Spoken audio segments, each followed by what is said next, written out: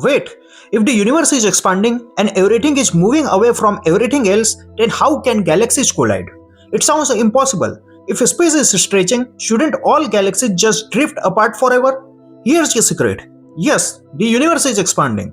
Distant galaxies are moving away from us because space itself is growing. But expansion doesn't mean everything is flying apart. Gravity is still at work. Gravity pulls everything toward everything else.